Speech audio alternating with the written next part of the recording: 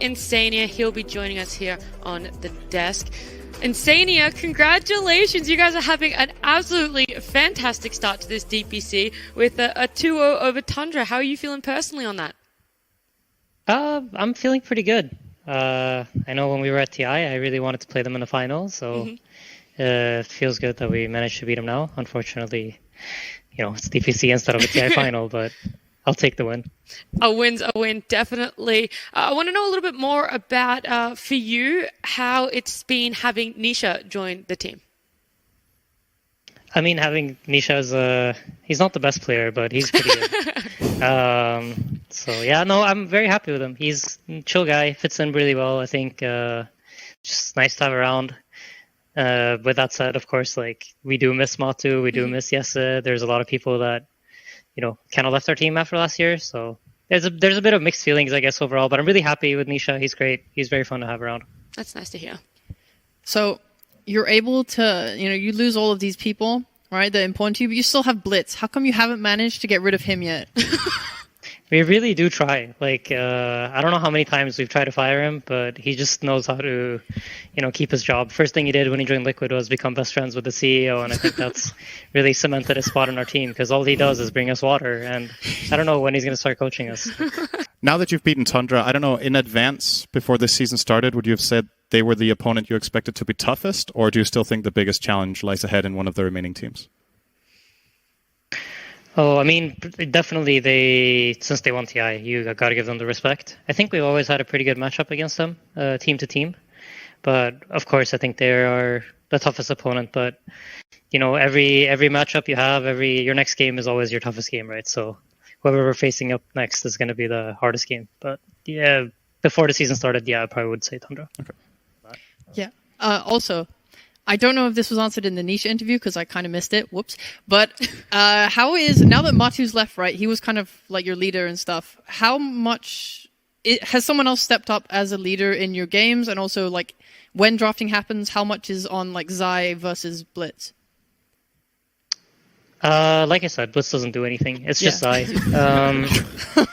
We'll just sit there to get credit. That's really... He just prints the papers. No, I'm just kidding. William, of course, has a huge influence on our drafts, and he's been instrumental to our success, I think, both at TI and here. So yeah, but no, Zai picked up kind of where Matu left off, so he's taking over that role. Is it in-game as well? And then, I guess, yeah. I mean, since he has the vision of the draft and how he wants the game to play out, I think it's we all know that we can rely on Zai to have a good idea of what we need to do if stuff get derailed. But a lot of the talking in our game, I think, comes from Boxy, and he kind of bases how we play our game around his movement in the early game. So I think it's a joint effort between the two of them. Yeah, final question from me. Excuse me. So we were talking about on the panel that we at least generally consider Boxy maybe the single most improved player in the last year. Not that he was bad before, but he's really stepped it up in that 4 position. First of all, would you agree with that? Do you think he's gone through a massive development, or do you think it's more of the team that just grew together?